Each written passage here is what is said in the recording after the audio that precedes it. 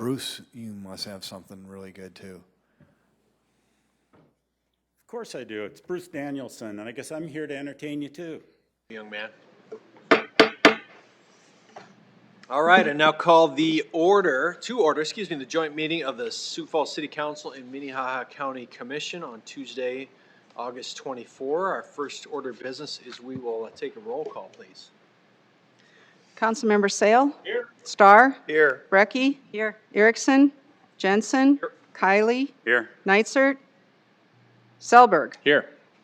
And the Sioux Falls Minnehaha County, the Minnehaha County Commission does have a quorum in attendance. All right, you do this. Ask everybody to please stand for the Pledge of Allegiance. I pledge allegiance to the flag of the United States of America and to the republic for which it stands, one nation under God, indivisible, with liberty and justice for all. Okay, from the county side, I'd look for an approval of our regular agenda. Motion to approve? Second. Motion and a second by Bender and Barth. All those in favor say aye. Aye. Opposed, same sign. Agenda is approved. All right, City Council, I ask for a similar motion to approve the agenda. Move to approve. Second. Okay, motion by Kiley, seconded by Selberg to approve that. Let's take a vote on that, please. Councilmember Sale? Yes. Starr? Yes. Brecky? Yes. Jensen? Yes. Kiley? Yes. Neitzer? Yes. Selberg? Yes. All right, that passes 7-0. All righty, moving on to our agenda then, we have our first budget hearing from the Metro Communications, Scott McMahon. Welcome, Scott.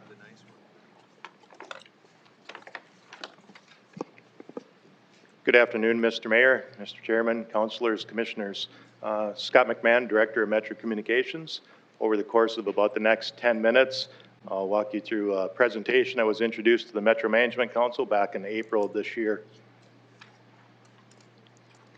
Just want to go over some of the highlights of the accomplishments of the Metro team over the past year. In 2020, we implemented a new next-gen 911 telephone system that was essentially paid for by the state of South Dakota through 911 funds. We also had a very challenging year with COVID. We went through over 100 different procedural changes during that time where our staff, changed the directions that they had to ask questions from callers, to provide information to emergency responders, mask, screening of staff. There was just over 100 different things that we looked at and changed throughout the course of the year. We improved our backup center redundancy through some better connectivity. We experienced a challenging event for us on May 31st, where we answered more than 1,364 telephone calls and then another 18,000 radio communication talks during the civil unrest event on May 31st. Proved to be a challenging event, but the staff carried through flawlessly, and it proved that we're capable of handling those types of surges in our environment. We've been working with the city on the Sioux Falls Public Safety Training Campus. That continues to go very well, and we're near the end of the design phase of that, so we're close to the construction phase at this point. Promotion of a deputy director and training coordinator. We have both of those positions filled, and both of those staff members are doing wonderfully in their new positions. We negotiated a labor contract with the union members of Metro Communications. We processed 332,711 telephone calls, and that created 259,692 calls for service that emergency responders, police, fire, and EMS responded to. We dispatched over 18,370 medical calls during 2020. Nationwide, 2020 proved to be a very challenging year for PSAPs, public safety answering points, across the United States. If you look at the far left column of each of the sets of columns, the purple, if you will, you'll notice that large centers, which is 75 or more staff in a PSAP, We're only fully staffed about 4% of the year. Moving over to the next, the medium centers, which Metro Communication qualifies for that, 16 to 75 full-time employees. Only about 16% of the year were they fully staffed across the nation. Smaller centers fared a little bit better. About 40% of those were staffed throughout the year. It's just a very challenging environment in a PSAP. We handle some of the most tragic calls, and we're in a very busy environment. So it's stressful for staff, and we're continuing to look at ways to try and retain our staff. In 2019, we did a SWOT analysis of our agency, and then in 2020, we did a business plan. These two documents are really our guide as we move forward into the next 4 to 5 years. We identified 5 key areas from those two documents, and the first is improve facilities. At our current facility, we've made numerous changes already. We've completed some security camera work. We've changed access to doors, improving security. We've installed some new carpet, paint. We've moved staff parking closer to their workplace. These are all changes we've made at our current environment. And then, like I mentioned a minute ago, we continue to work on the new facility at the Public Safety Training Campus. Additional staffing was one of the things that we identified in our plan, both from an operational standpoint as well as a business support position. And we did identify that as a part-time business support position. Create partnerships. We know that with surcharges increasing at approximately 1% a year, but our expenses increasing at more than that, 3 to 5%. We know that we need to look towards some other revenue sources to help us reduce local government costs. So we're continuing to look at partnerships with other PSAPs, state agencies, and we'll continue to explore that. We're staying abreast of technology, making sure that we have the systems in place that we need to deliver the quality public service that we're delivering today. We're also found out that in our organization we had people at all levels of the agency that were doing tasks from all levels of the agency. So we might have had administrative tasks being performed by somebody that's in an operations position. So we've looked at all those different job descriptions, all those different positions in our agency, and we're trying to restructure to take care of some of those areas which will improve our efficiencies. Our 5-year plan will continue to keep us at least the performance level that we are today. The 9/1 Coordination Board did award funding to us in 2021 through years 2023, and that total amount is $1,042,862.23. The first 2 items up here, 6 additional councils valued at just over $100,000, and 4 additional radio positions just over $250,000 are items that will be placed in a new facility. So we'll ask for those in 2023. Some of the other things, like item number 3, data analytical software, that's a current project for this year. The cybersecurity enhancement, we've already done that this year and already received that money back from the state. Portable radios and 9/1 similar to the same thing. We've done those projects and received that money back. The 4 additional operators over a 2-year period is the $630,486. That's something that we intend to move forward with in 2022 with your approval. You'll note at the bottom there's another preliminary approval of $714,400 to expand our telephone system once we move into the new facility. And like I said, we'll ask for that in 2023. This is a snapshot of the Metro Communications budget for 2022. I'll just say that this is a continuation of a 5-year budget plan that started in 2019 and will continue through for the next few years. A couple items of importance as far as budget lines. Number 1, just says that 47% of our budget is covered by surcharges. That means that local city and county government are picking up the remainder of that or supplementing the remainder of that. That number, unless we make some changes in partnerships and so forth, that number will continue to go down as far as the level of support and surcharges, because surcharges are only growing at 1% a year. Line number 2 is the city support. Line number 3 is the county support, and it shows what the additional increases would be.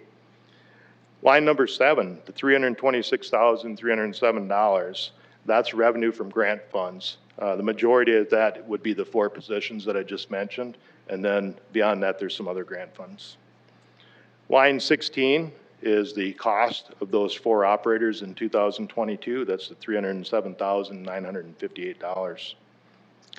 Line number 17 is the cost for the part-time business support position. This is a position that we had in 2011. The position was eliminated at that time, and since that point in time, our current business manager has been filling the role of essentially 1.5 positions. So staffing considerations, what's causing us to come before you and ask for additional staff? These are most of the bullets that are causing that. Population growth. We continue to see population growth, which equates to an increase in calls for service. Our partner agencies, our police, fire, EMS, sheriff's office agencies are all growing, which increases radio communications and so forth, which leads back to additional work for Metro Communications. I already talked about push-to-talk growth, span of control in our agency. As we grow, we need to make sure that we have proper supervision and efficiencies built into our agency as far as making sure that tasks are being completed at the appropriate position. Effective staffing, this covers things like sick leave, vacation leave, training leave, minimum staffing levels, surge staffing, as we talked about with the civil unrest event, and then of course wellness. So as our agency grows, it requires more staffing to do all of these things that require effective staffing. I already mentioned the reinstatement of operational leadership back in 2011. That's when that business support position was eliminated, as well as a operations manager, operations coordinator position. And of course, we wanted to make sure that we expand our level of redundancy to make sure that we're covering all areas of the agency, operational and administrative. So this diagram shows a division supervisor position that we intend to implement by reducing the number of supervisors that we have from 9 to 6. And what this will do is our current shift supervisors are performing administrative duties, they're performing operational supervisory duties, and they're performing operations. And we need to take some of those tasks and shift them so that they have more capacity to do the 2 real main positions, which is operations and operations supervisor. So in the future, our shift supervisor would have some capacity, which it shows the head of this object being open for additional tasks. So with further realignment, the deputy director and shift supervisor currently are full capacity. By managing some of these tasks to a division supervisor position, that'll leave more capacity for the deputy director and the shift supervisor to perform work that falls within their realm. So this is a diagram of our agency with the addition of a part-time business support that's indicated under the business manager, and the addition of the division supervisors oversees the entire operations group. And again, our plan is to reduce the number of supervisors from 9 to 6 to make that happen. And that's the information I have for you in this review. If you have any questions, I'll try to answer them. Questions from the commission or council? Counselor Brecky. Can you put the slide back up for the new position? It was really just one acronym I was trying to understand. You want to see the The organization listing- chart? The listing, no. For the reasons for the new position. Oh, Yeah, what is radio push to talk? I'm going to show my ignorance here. That, I don't know what that is. I'm assuming it's, I know what calls for service are, but what's Sure. PTT? every time that there is a communication between, let's say, a police officer or a fireman from their radio into our 911 center through radio equipment, that's a push to talk, every time there's a communication between the two devices. That's the intercommunication. Right, And there's been an increase in that, you said. correct. Okay, and that's probably due to our growth. I'm sorry? And that's probably due to our growth. There's just more Right. communication because there's more going on. Correct. We have done, of course, before you ever anticipate asking for more staff, you plan, you create alternatives, you do everything you can to avoid asking for additional staff. In this case, some of the work that's been done with the Sioux Falls Police Department and Fire Department is we've tried to shift the amount of radio communications so that they're doing more from like a computer in their car versus, calling in each and every item. So we've done some of those strategies already to try and reduce those push to talks. But at those two police board councils that we have, we process more than 3 million push to talks a year. Thank you. I'm going to back up half a step and ask if there's anybody here from the public that would like to speak to this item since it is a budget hearing. Anybody here want to address the council or the commission on this budget item? Okay, I'm going to close that then and go back to the council and commission. Councilor Neitzer. Thank you. It's been a while since we talked about this. Where are 911 surcharges or other fees on landlines and cell phones? Do they differ, and do we have control over that? Sure, there's a $1.25 tax or surcharge on each device, cell phone, landline device. And what happens is that money is collected in the county in which the user resides, and then it's forwarded to the Department of Revenue, who then divides that money according to the rules that they put in place. Then about 87.5 cents comes back to the county where it was collected. If there are no other comments or questions, I'm going to look for a motion from the commission. Move to approve their budget. Point of clarification, my understanding that was that we didn't approve this budget until the end of September at a commission meeting, so I'm just asking for point of clarification. So point of order, do we approve the budget here? Okay. I guess this is the way I'm seeing it, Commissioner Heiberger. We're approving the joint budget together, but each body has to approve their budget overall at their own budget hearings. So as a joint commission, we're approving this budget to go back to us, our own budget hearings. We get to do this once a year, so yes. So we do have a motion to approve from the county this budget. Other comments? Is there a second? No, we don't.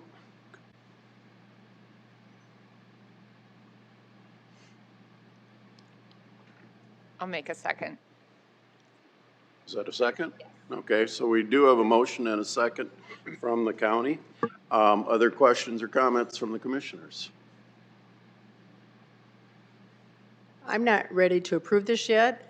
There's a over 9% increase in budget, and the county has been less than 3% in what our increases are. And so Scott and I were actually going to have further conversations. And so I'm not ready personally to vote yes at this point. But if that comes back to our own budget, that's fine. Okay, so we have a motion and a second, so we do have to take action on that. I'm going to ask for a roll call vote from the county. Go ahead. Heiberger? No. Bender? Yes. Benega? Yes. Barth? Aye. Karski? Yes. County passes. All right, look for a motion from the city council to approve this item. Move to approve. Kylie. Brecky? All right, motion by Kylie, seconded by Brecky. Any discussion there? All right, let's vote on that, please. Councilmembers Sale, Yes. Starr, Yes. Brecky, Yes. Jensen. Yes. Kylie, Yes. Nitzert, Yes. Selberg. Yes. All right, that passes 7-0. So both sides have passed this budget, and again, this budget has to be approved individually by each body at their own budget hearing, so confusing, but this is how government works. All right, moving on to budget item number 2. Thank you. Joint budget hearing for Siouxland Libraries by Jody Fick. Good afternoon, Jody. Good afternoon, everyone. Thank you very much for having me here today. This is the 26th year of Siouxland Libraries as a joint collaborative effort between the city and the county. And I am really humble and proud to have served as the director for nearly 5 years. Siouxland Libraries. Hey, Jody, no offense. You got to come bring them down a little bit. There we go. There you go. Now you can hear me. Siouxland Libraries operates branches 5 in Sioux Falls and then 8 outside in Minnehaha County, plus a bookmobile. And I want to start by saying thank you to Amber Gibson, Sean Pritchard, Tom Hubert, and the entire finance team for helping with putting this budget together.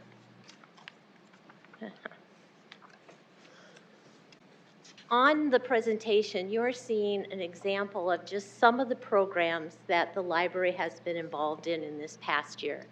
The library really focuses on making connections with the people in our community.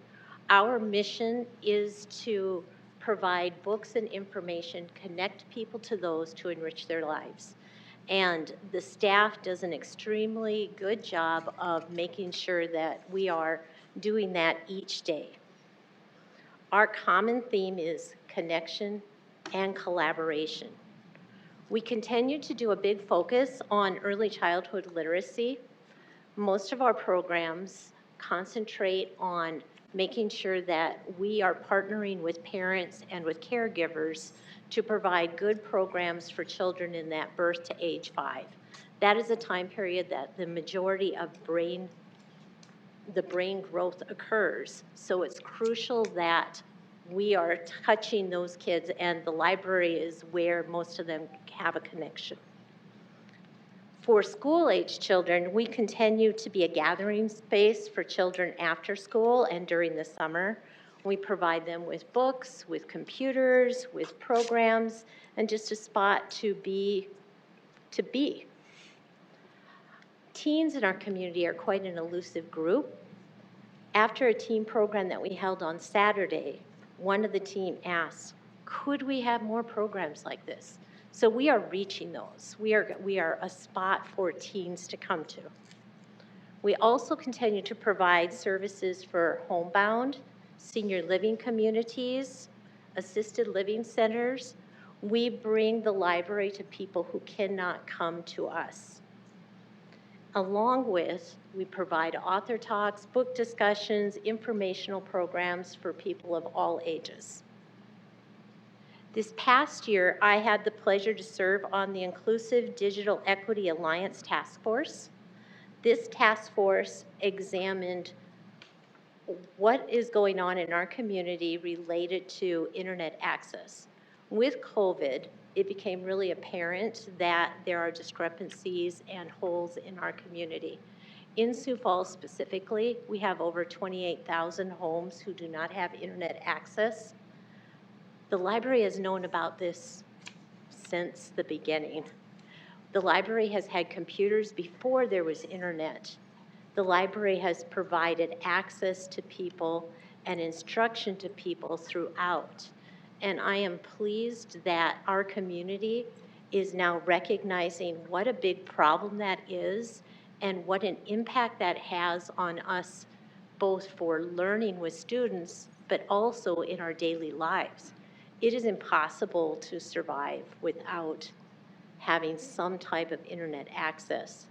During COVID, the staff did a significant amount of work with people just on, I haven't gotten my stipend, how do I apply? I need a new job, I don't know how to upload my application. The library kind of fills in some of those holes, those spots, for those people who don't have another spot to go to. So what is the value that the library, that the people receive from the library service? Well, on an individual basis, it can be really hard to measure. But each day we provide people with resources that help people in their daily living. One example, in July, we had a family come to the library looking for books on loss and broken families. The child was 7. The parents were separated, and the sister had passed away. Mom said that they do talk about this with their child, but the child was asking for books, for other resources that could help him in learning how to cope with this and deal with this in a different way. Our staff quickly, when this family came in, our staff communicated out through WebEx between buildings, and the number of resources from people throughout our entire staff was just impressive.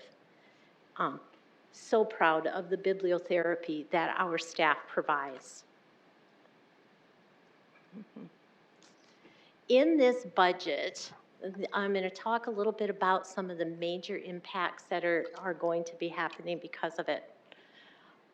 One of the areas where we are scaling for the growth of our community, both in Sioux Falls and throughout the entire county, is by strengthening our part-time staffing. The library currently has 33 part-time employees who work over 17,000 hours a year. We operate at 13 locations. Most of those are a 7-day-a-week operation with 4 evenings. So we rely a lot on part-time staff to help fill in those weekends and evening hours so that we can be open when people need to use us. This budget will bring our starting wage up to $15 an hour. Last year we were running at just $10.25 an hour, which for the skills that we expect from the part-time employee is completely below the expectations. And we were seeing a 30% retention rate. So every year we had to rehire 1 out of every 3 employees. My hope is that this wage increase helps us in retaining, because we put in about 8 weeks worth of training for each one of our staff. And that is a lot of resources that we don't want to be duplicating. The other thing that we're working on in scaling for growth next year is a renovation of the Ronin branch library. The Ronin branch library is located on the southeast side of Sioux Falls, and that is where we are seeing the most growth for our library system. We currently circulate the most materials out of there, over 1,400,000 items a year. We have expanded that staff since it opened from 3 to 6 full-time employees, and the staff area just isn't big enough. So most of the renovation will be improving the staff area so that we have space for both the staff and their automated materials handling machine. But there are some really cool features that we're planning to add with this renovation, including a drive-up window, which during COVID would have been a wonderful thing to have. Our curbside would have been a lot easier to do through a drive-up window. We're also going to be adding 3 study rooms. This branch was built before we put study rooms in libraries, and our study rooms are used even more than meeting room space for people who want to have a spot where they can talk with others or have complete quiet. Let's see. And then, yeah, that was everything on that branch. The one thing I wanted to point out as to why it is important for us to continue to invest in our public library facilities. There was a study that came out this April where they studied library facilities across the nation. And they found a direct effect on increasing the reading scores of children in their local school district. So by investing in the public library, there was a 7-year impact on raising reading scores. That is extremely important right now. During COVID, our reading scores in the Sioux Falls School District have dropped. I've been meeting with the school superintendent and with the school librarian crew to figure out what are some things that we can do in collaboration this year to help with that. And this next item on the slide is exactly that. In connecting people with community, we are trying to provide a new program that will give our children more access to the public library.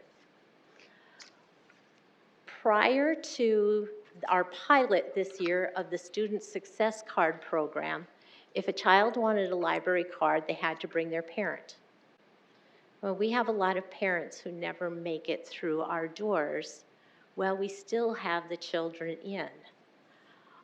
The Student Success Card program is going to provide a card to a child with a limited access where they can check out 2 items at a time out of our children's area, but it gives them that opening into using the library.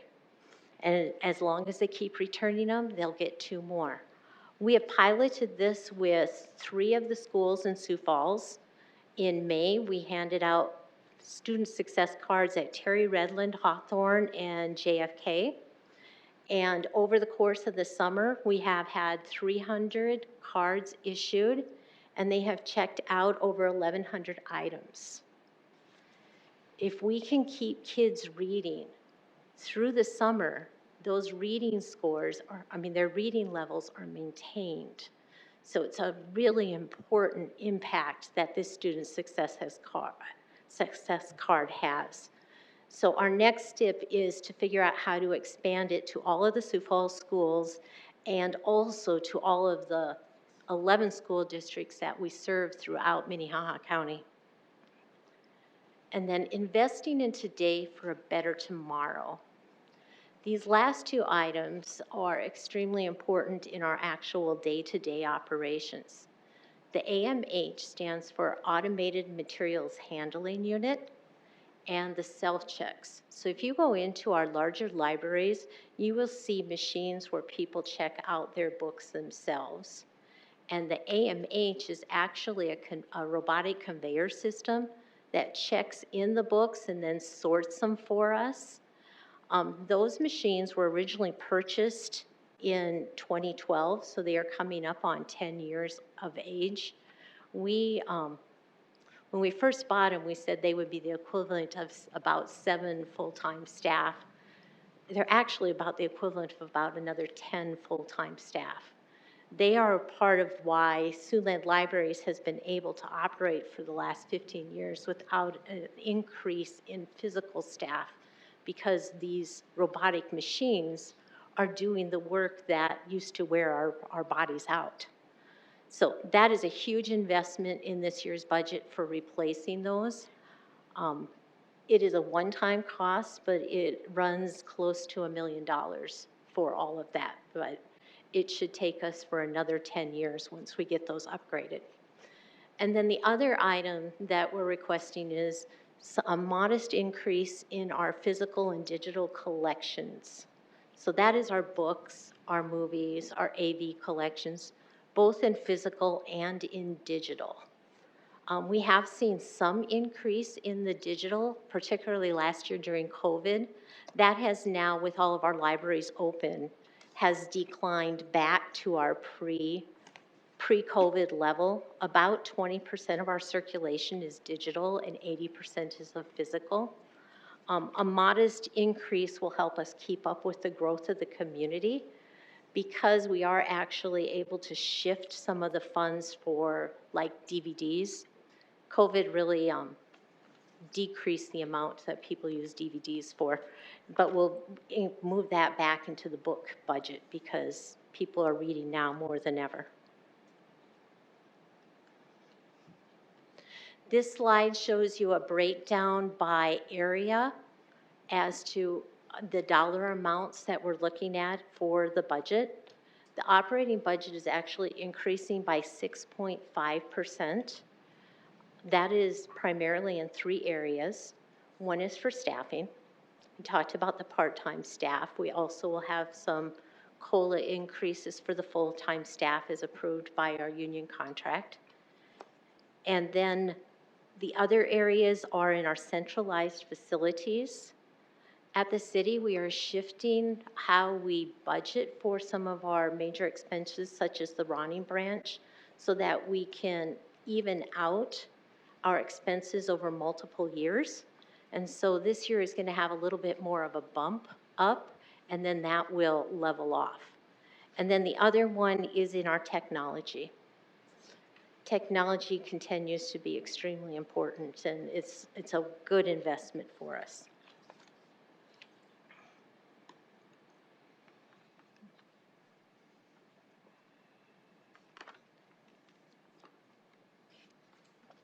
And so the Siouxland Library's 2022 budget request is for $11,049,399. Of that, the city portion is $9,719,399, and the Minnehaha County portion is $1,330,000. For the Minnehaha County portion, that comes completely out of a property tax levy that is dedicated to library only, and that we have more than enough money within that fund to cover that. So we'll be fine with the 6.5% overall budget increase.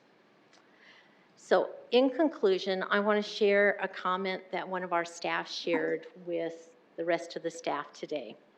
This was from a customer. I just had a customer call to sincerely thank us for putting on the summer reading program for everyone, including adults. He mentioned that the library, the staff, and our hospitality are a dim light for him in a world of darkness.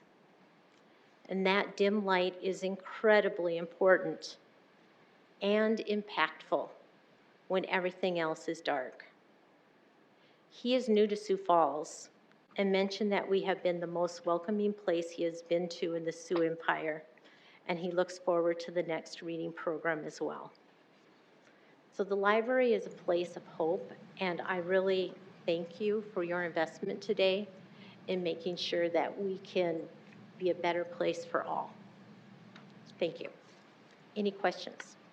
Thank you, Jody. I think what we'll do first is if anybody's here from the public that would like to make comments on the library budget, we'd welcome them now. All righty, nobody's running, so we will turn it over to the councilors and commissioners for questions. Mr. Chairman. Commissioner. Jody, thank you for presenting. It's not clear to me, you know, what the 2021 budget was. And so as I look at this, I probably should have done some more research, but, you know, the Minnehaha County portion for next year is $1.3 million plus. What was our contribution this year? And, you know, when you say that there was a bump here or there, Yeah. that's not the same as telling me a 6% increase here. Right. The Minnehaha County portion increased by $55,000 over last year. So if we do the math and you minus $55,000, that's what the contribution was. Sorry, I didn't do that on my head. And you expect me to do math?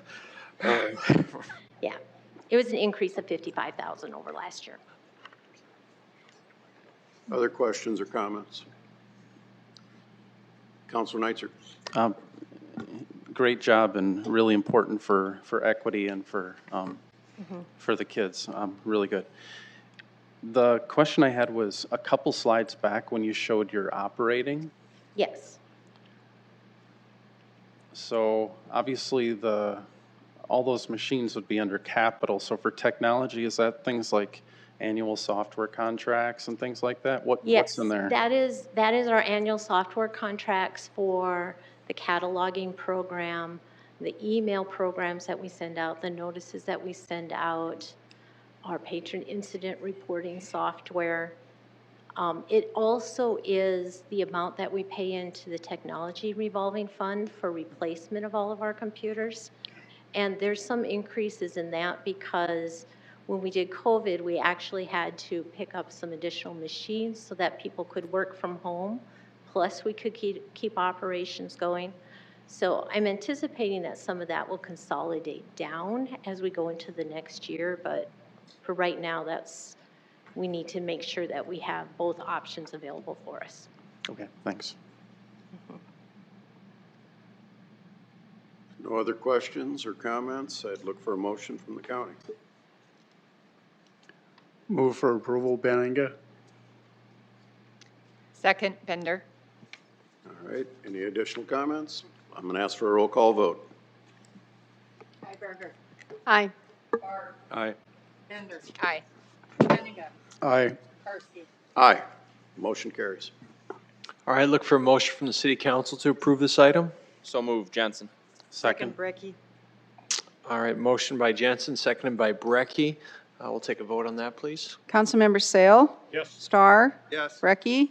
Yes. Jensen? Yes. Kylie? Yes. Nitzert? Yes. Selberg? Yes. That passes 7-0. All righty. On to agenda item number, I believe it's 3, yes. Joint budget hearing for Siouxland Heritage Museums by Bill Hoskins. Hello, Bill.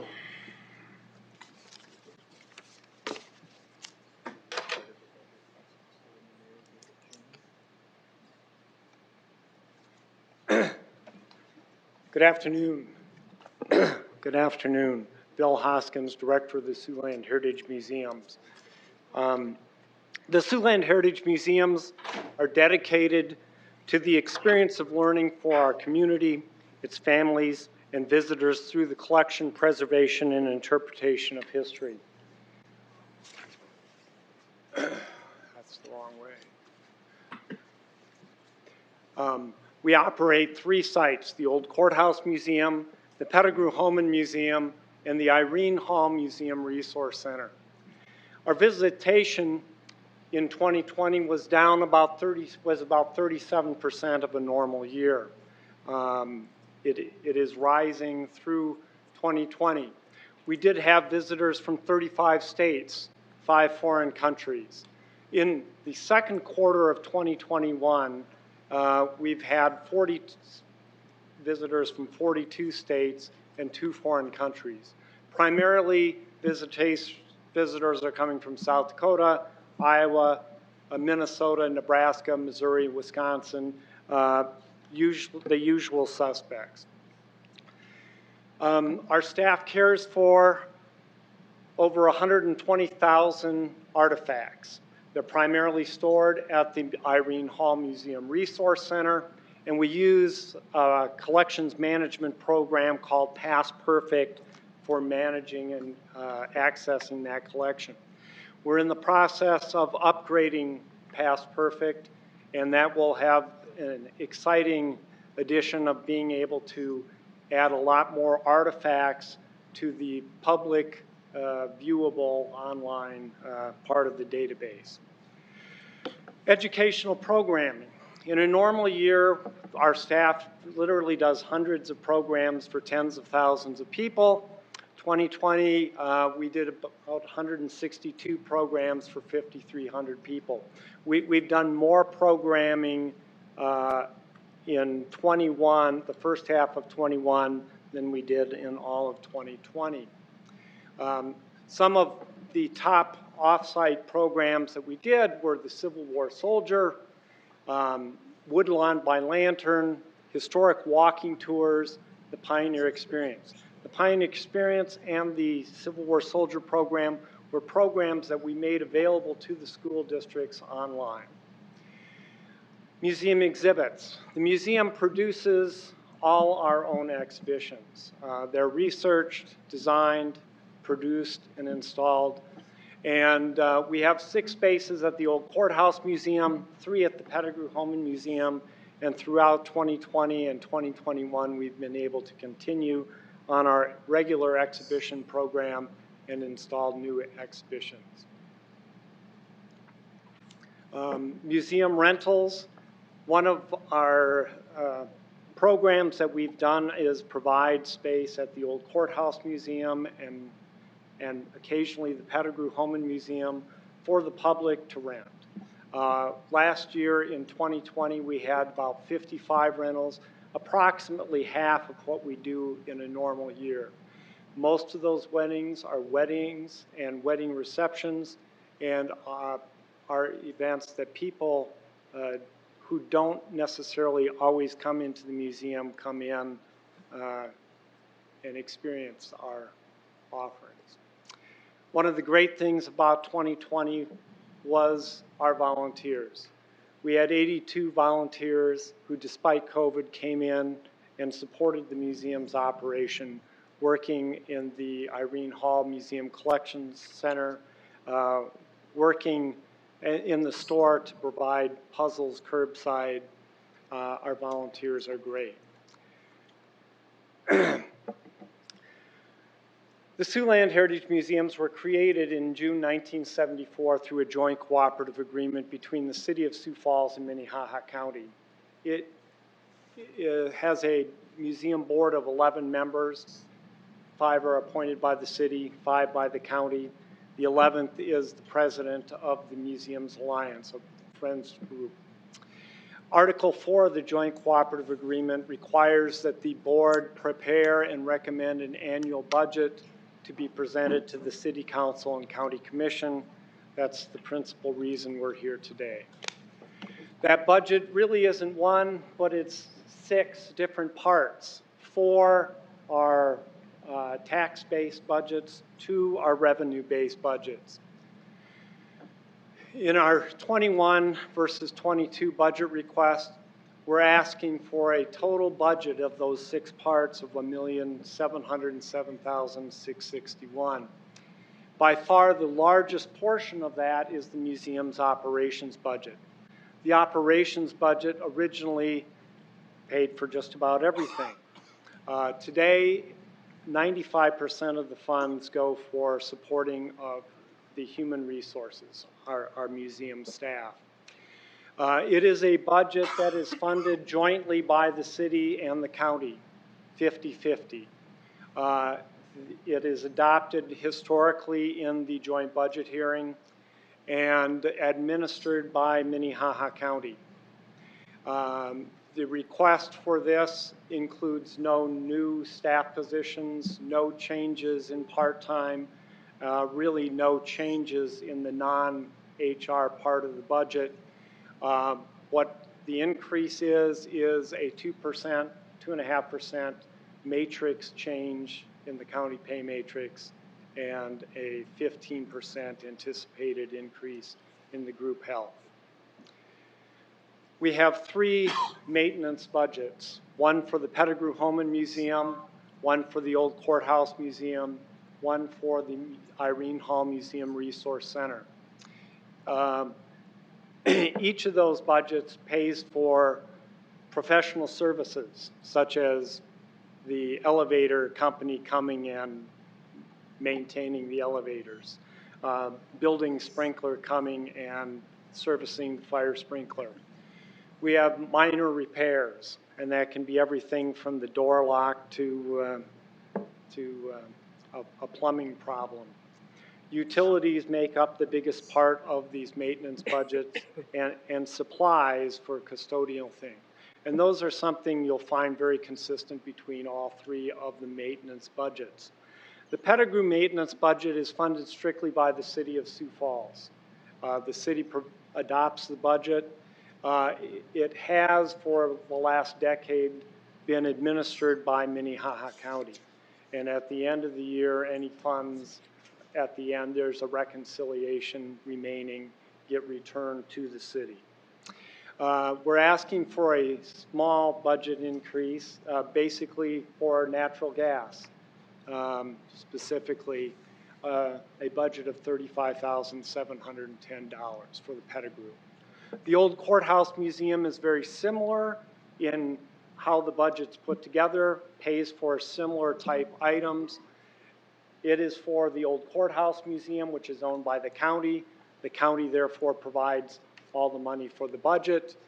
They determine what that budget's going to be. It's administered by the county, and we're asking for $59,200, which is a small increase in the repair and maintenance line item for that budget.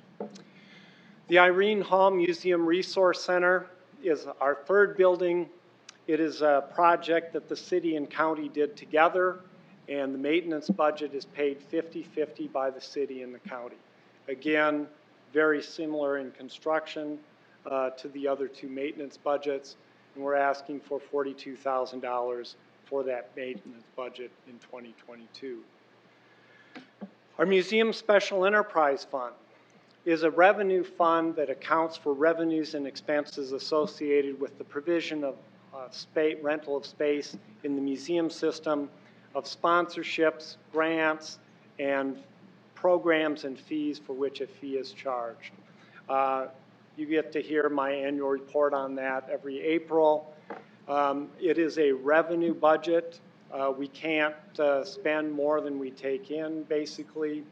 It is adopted in this joint budget hearing, and it's administered by the county.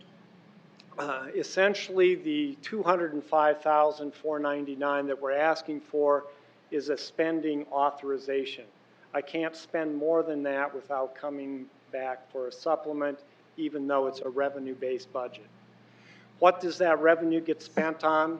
It gets spent on our supplies and materials for education, for our exhibit program, providing those exhibitions, the collections management costs, acid-free supplies, conservation, marketing the education and exhibit programs, rentals. All expenses are paid for, of providing rentals are paid for by the enterprise fund.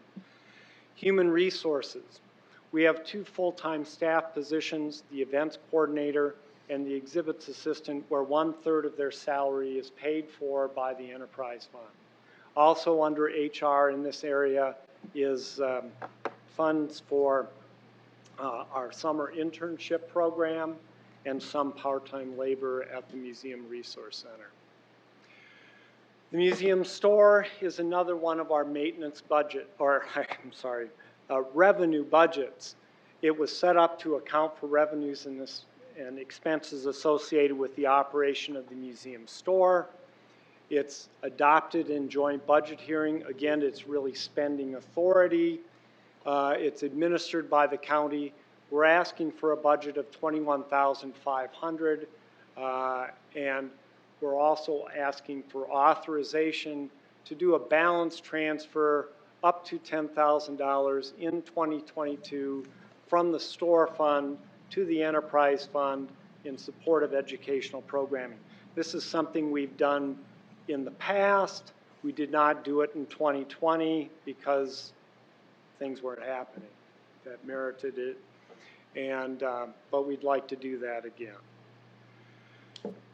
Again, the significant changes in this budget really are in the museum's operations budget. They really deal with the county pay matrix adjustment and the increase in county group health. If we look at a total summary of the 6 parts, we're asking for a total budget of the 6 parts of $1,707,661. That would be city support of $728,586, county support of $752,076. The old courthouse is a bigger building and costs more to operate. And then a revenue fund support of $226,999. I'd like to thank you for your support of the museum system. If you have any questions, be happy to find an answer. Thank you, Bill. Before we move on to questions, again, this is a budget hearing, public input. Anybody here like to address the council or the commission on the museum budget? All right, we'll turn it over to questions. Mr. Chairman, Commissioner Barth. you know, I'm lucky enough to be on the museum board, but I just wanted to say two things. One is you've had some very generous donations over the past year, and I expect you probably will get some more. The other thing is we have an impending conference here in town where we are going to be blessed with regional museum directors from the western area. Maybe you could just mention something about who's coming. Sure thing. The Siouxland Heritage Museums in the 1990s, the city and county allowed for the establishment of an endowment at the Sioux Falls Area Community Foundation. Revenue from that endowment flows into our budget through the Museum Enterprise Fund. And that's where it's accounted for. We've been really lucky in growing that fund. It's grown by about $500,000 in the last calendar year. That is revenue that we can take out. It's averaged over the last 12 quarters. We'll see an increasing, hopefully increasing benefit to the museum in our budgets in the future. The other thing Jeff mentioned is we're hosting the Mountain Plains Museum Association's annual conference here in Sioux Falls, October 5th through the 8th. The Mountain Plains region includes North and South Dakota, Nebraska, Kansas, Oklahoma, Texas, Montana, Wyoming, Colorado, and New Mexico. And we're hoping for several hundred museum professionals from across the region and elsewhere who are coming to Sioux Falls, and we'll get the special behind-the-scenes tours of our facilities as well as that of the Washington Pavilion, the Center for Western Studies at Augustana University, and others. Those revenues you just mentioned from donations, et cetera, how are they accounted in your budget? I'm looking here. They'll shut it comes in as revenue in the enterprise fund, and it's usually divided out by the different areas. So we'll have this isn't a good answer. It gets apportioned to us. The board apportions it so many dollars for collections management and so many dollars for the exhibits program. And so it will show up as income if you look at the actual itemized budget of the enterprise fund. It's reflected in there, and it's accounted for. That's where all the revenue that comes in to support those expenditures is accounted for. It's under the other portion of the enterprise fund budget, or I see? No, and I'm sorry, there is an itemized budget, not the PowerPoint. And that, what I showed you is representing the expenses, not the revenue side. Okay. I guess when I think of an enterprise fund, I think of that as, you're selling, and generating revenues from it versus accounting for grants or funding from donations, but Well, that's where you're putting it. Right, it's all coming into our budget through the enterprise fund. Okay. Seems like there'd be a better accounting way to show that. I'm not here to fix that now, but just going forward, it would be nice to see an accountability for those revenues. It's in my annual report that I do in April. Okay. In April? Yeah. Okay. Okay. Other questions or comments? Mr. Chair, I think I've also, like Commissioner Barth, I've had the privilege of serving on the museum board. I think the explanation is a lot of the programming is run through the enterprise fund, and that's where those grant funds come in through the enterprise fund. It continues to do the type of programming that the museum does, whether it's the outside research, the summer camps, paying for the employees, a third of each of them. So when you look at the annual report, it's very clear where those funds come from and how they're expended. It's a little rougher in this part, but I think it's very clear. Serving on the budget committee, it makes sense when you go through that. Part of the joint agreement with the county and the city when this system was organized, that's kind of how it was in that April report. Really does a better job of explaining the funds that are coming in through the community foundation and some of the other donations. So it makes a little more sense. Thank you, Councilor Starr. And, you know, Absolutely. that's why we have liaisons to all these different boards so that, you know, we can't all be at every one of those meetings, but it is helpful to hear that. So I appreciate your comments on that. Thank you. Other questions or comments? Look for a motion from the county side. Motion to approve the museum budget. Second, Bender. Roll call vote, please. Barth, Aye. Bender, Aye. Benega. Hiberger, Aye. Karski. Aye. Motion carries.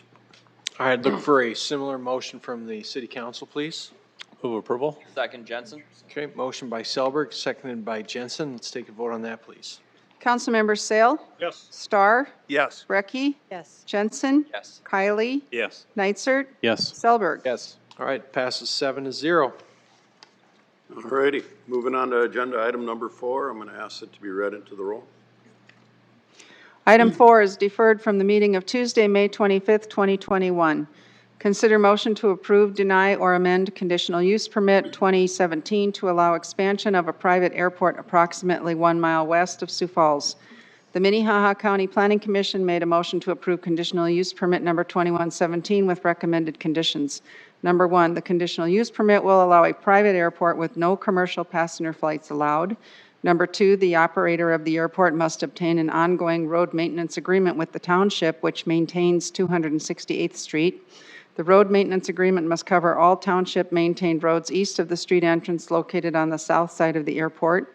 Number 3, the airport shall meet all FAA requirements. The motion passed 6-0. The City Planning Commission made a motion to approve conditional use permit 2117 with recommended conditions.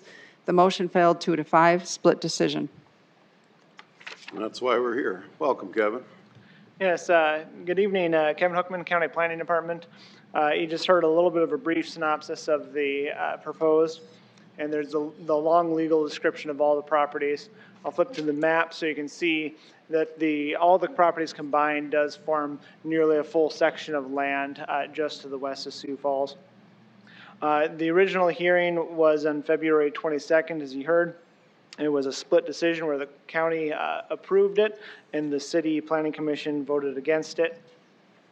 The petitioner's plan was to expand the existing airport, or the existing private airstrip that just has 3 small grass runways, into 3 larger runways with hangars, and with the eventual desire to have like residential growth around this. It's kind of like a private golf course style where you can take your airplane right from your house to the airport. This is the 3rd time this has come in front of here. It's been deferred twice prior to this. The petitioner is here for any sort of questions. I think some of the details on the project may be best described through him because he's the one that's been working with the FAA. And I'm guessing that you all received a letter this afternoon regarding the FAA's opposition to this. So we can probably hear more from that, more about that. So tonight you may approve, deny, or amend the conditional use permit to allow the expansion of the private airport. And I guess I'm here for any questions. Thank you, Kevin. I think we're going to hold on the questions, and the program is going to be, we're going to take the proponents or the petitioner in favor of this to speak first, and then we will go to the opponents, and then we will go to questions. So if you're a proponent of this conditional use permit, please identify yourself and address the council and commission. Good evening, Greg Jamison, Sioux Falls. First off, thank you for your patience and the deferrals that have occurred. It's been a big process for us. It's been complicated at the least. Right, one of the conditions that was put on the proposal was a FAA approval, and that has been denied. So there really isn't a path forward until that is approved. And I just wanted to share that we've had multiple discussions with the FAA, which is very fun. If you've never had the chance to visit with the FAA on a conference call and discuss air matters, we had included the Airport Authority, the Air Traffic Control Tower, individuals in this area and throughout the country who have a stake in this decision. And one of the things we learned in that discussion is that there are current safety concerns with the existing airspace that we have. As an example, a plane may take off from T and fly into the controlled airspace that the Sioux Falls Tower has. They have no reason or requirement to check in with the Sioux Falls Tower to say, hey, I'm taking off here, just so you know, because they operate in a different airspace. But inevitably, what's happened in the past, and apparently what's been happening, is some of the pilots will take off, fly into the controlled airspace that the city has, and the city tower has no other alternative but to contact your United flight or your Allegiant flight that's coming in, because they have radio contact with them, and say, hey, we need you to divert out of the way because we've got this small plane that's come into our space and we don't know what to do with them. We don't know where they're going. So we've learned that there's some safety concerns that the Airport Authority and the Air Traffic Control Tower have identified as safety concerns now, and adding our air park would only contribute to that. We don't want that to happen, and one of the solutions that we've come up with is the grade of airspace around the Sioux Falls Airport is classified as a Class D, and one of the options is to recommend that that airspace be changed to a Class C airspace, in the hopes of creating a safer environment for all the air traffic in the area. Now that process requires a whole lot of work, and the application process is somewhat started, but there's a lot of data that needs to be gathered by the Airport Authority and the Air Traffic Control Tower and a lot of other individuals to make that application to the federal government happen. A lot of it has to do with the number of people who are flying in and out of Sioux Falls. So our hope is that that application process will start relatively soon, and that those safety issues that exist today will be eliminated, and we can then come back and apply again. And that process could take up to 2 years. And given the COVID situations, it could take longer. It's a huge setback for us. There were other issues that the FAA had, but they were minor, and we think those are easily overcome, can be easily overcome, but it's the current safety issue that we can't fix ourselves. So at this time, we are asking to withdraw our application and would like to withdraw our application. We cannot move forward without the FAA's approval. Thank you. Thank you, Greg. So the petitioner is requesting withdrawal of this. We can go to opponents if you want to talk to, be an opponent of this, but at this point, the motion, I imagine, will be from each body to withdraw the conditional use permit. Am I wording this right, legal counsel? Sure.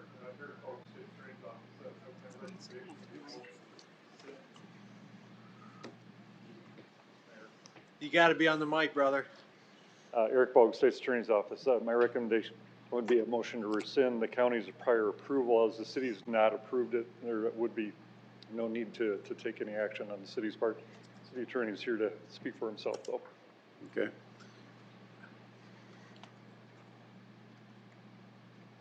He already spoke for me. We did not pass this, so we're fine. Okay. So, Mr. Chairman, I would make a motion to rescind this thing, but I would also ask, I guess, our airport is safe, I certainly hope. Thank you. so we have a motion to rescind from the county? Just point of order, I don't think the county approved this. The planning commission Planning approved commission. it, but not the county.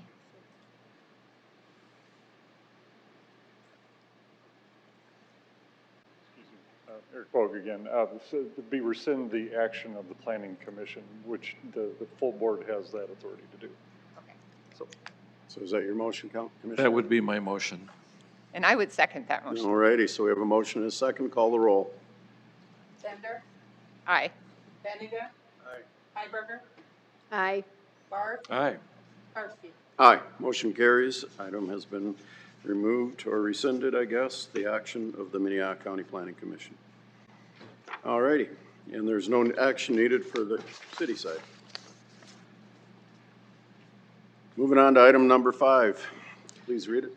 Item 5 is a second reading, an ordinance amending the 2002 revised joint zoning ordinance for Minnehaha County and the City of Sioux Falls by rezoning property at Lot A and the east 200 feet of Lot B, Tract 1, Laurel Ridge Addition, Southeast 1/4, Southeast 1/4, Section 23, T102, and R49W, Mapleton Township, Minnehaha County, South Dakota, from the A1 Agricultural District to the Laurel Ridge Plan Development District.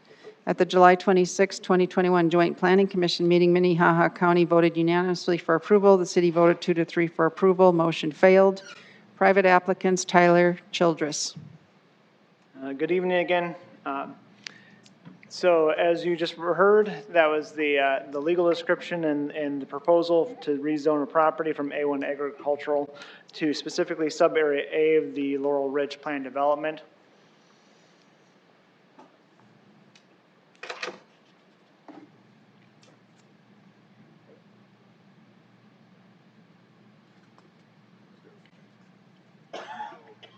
And here's the map for that proposed 200 feet of the property. The petitioner has already rezoned the larger portion of his property to the Laurel Ridge Plan Development, so this is an expansion of the existing property use. The petitioner has built a large event center, the barn style event center on the other property, and this proposed use will have an expansion of the similar type use, another event center, and this time the proposals for an A-frame, a little bit smaller, but to use 2 different facilities at one time. I'll go through a couple of the plans. There's the proposed building. There's this is a little bit outdated plan. They changed the location a little bit, but it gives you an idea of how the building and the property would work. Some of the photos of the property. One of the things that was brought up in the Planning Commission's meetings was access. In the previous approval for the rezoning, the petitioner is required to put down dust control from his driveway to the paved road on Slip Up Creek Road. And he has accomplished that, and if this gets approved again, or this new action gets approved, that extended will require dust control into the new access there. There is some concern over visibility and the amount of access on the road. For this will become a paved road sometime in the near future, because this is also the main access for the Veterans Cemetery along the Slip Up Creek Road. So I'll bring it back to the main map here. As you heard, the Planning Commission has met and discussed this item and had a split decision. And the county had a recommendation of approval unanimously, and the city voted to recommend denial with 3 votes against the rezoning and 2 votes in favor of approval. The County Commission and Sioux Falls City Council may vote to amend, approve, or deny the rezoning request 2101, and I'm here for any questions. Alrighty, I think we're going to hold on questions. We will go to the proponents. Those in favor of this zoning request, this is your opportunity to address the councilors and commissioners. Welcome. You need to start with your name and address, please. Yep, Tyler Childress, 47677 Slip Up Creek. Same address as this facility here. Thanks for having me. Appreciate your time in this matter. For the road access, we currently have this parcel called Lot B, has road access on the north side there you see towards the Mapleton Township current road. So we want to keep those two separate. They'll have different LLCs and different business operations inside there. So the current president, Don Oschlinger of the township, who is the current management company or management government body that manages that road, is in favor of that. Sees no issue with the current way it's laid out. 2 years ago, we actually tore up that access point and put new drainage in there as well to make sure we had proper drainage from the previous owner. Didn't do that, so we want to make that up to current. The reason that access point works well, it's hard to see from this map, but there's a lot of topography, so there's a lot of change in the grade. And with our A-frame structure, part of the appeal is how it looks over the hills, over the creek, over the horses. It's very beautiful out there, as we know, with the cemetery close. So that particular access point is very important. As Sayer is developing the final development plan, that'll change, and we'll submit that. That access point is needed to give us the grade change to be able to have enough parking spaces on our location. We also intend to have additional parking spaces leased from the barn down below. Currently, we own both parcels, both properties, all 30 acres, but we'll create a lease between the two businesses to have excess parking. That way we're off the Slip Up Creek and the public access point as well. This is an expansion of the current use. So we built approximately a year and a half ago. This past year, last year about 40 events. This year we'll have about 85 events. Primarily in the wedding business. We see a need and we're turning down clients often. There are only a certain amount of Saturdays in a year, and we oftentimes tell customers we can't help you. People from Minnesota are coming over. With COVID, it actually helped our business because venues couldn't operate and couldn't do that, and we're seeing a lot of Minnesota and Iowans come over. They're having confidence in our South Dakota marketplace, and I appreciate that. Dust control, we understand dust control. Currently, we have it from our paved access point from the barn over to the paved road. Obviously, we'll continue to do that until the entire road is paved, once that is done. We're finalizing our ICC code review. So we'll make sure the building is up to code, make sure we follow all the joint ordinances. We'll do everything proper to get it done in the proper way. I have my builder here as well if you have any questions about how the layout is, what the structure's like. It's very unique. There are a lot of barns, obviously, in the Sioux Falls market. The structure is different and unique, and we have certain clients that are looking for that. So I'm open to any questions you have or anything. Thank you, Tyler. I think we'll go on with additional proponents, and then we'll come back to questions. Any other proponents of the rezone? Welcome. Scott Ersman, Sioux Falls. Well, I could care less if another wedding barn ever gets built in this town again. What I find ironic about all this is that this wedding barn is not within the city limits. It's in the joint jurisdiction. It's a rural area. And the planning department wants to charge planning fees of about $60,000 to build this additional barn, or whatever, addition. It's not in the city limits. So we want to charge $60,000 in planning fees for a building that's not in the city limits, won't be in the city limits for several years. And we want them to pay planning fees, sits on a dirt road, when we give away $200 million in TIFs. But boy, we better stick it to the guy with the wedding barn and get our $60,000, because you know he's cheating the system somehow because he didn't play platting the first time. I think since he didn't pay plating the first time, he shouldn't have to pay plating the second time. And secondly, he's not in the city limits. And then another question I have is, when are we going to get all our plating fees from the developers who've been cheating us for years when we changed this during the Munson administration? It was, oh, they're going to pay 50, 60% of the plating fees. They're going to build all these arterial roads. Never happened. But boy, we are concerned about this wedding barn on a dirt road. We better get our $60,000. I think since he didn't pay the first time, he shouldn't have to pay the second time. We learned our lesson, passed the thing. Thank you. Looking for proponents for the conditional use permit or the rezone request, I guess. Any other proponents here? Okay. Welcome, sir. Give us your name, please. I'm Scott Zawak. I live on 47646 Slip Up Creek Road, right down the road from this barn.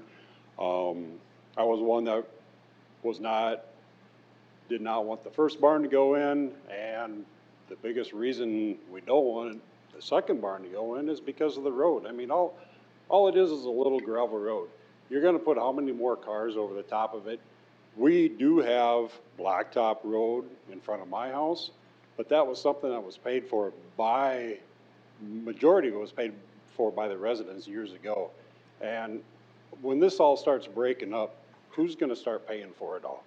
And that's about all I got. Is I just really do not think we need more traffic on that road. Thank you. Thank you, sir.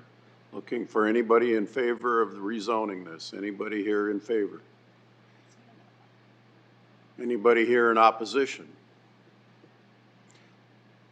Anybody here in opposition to this zoning change?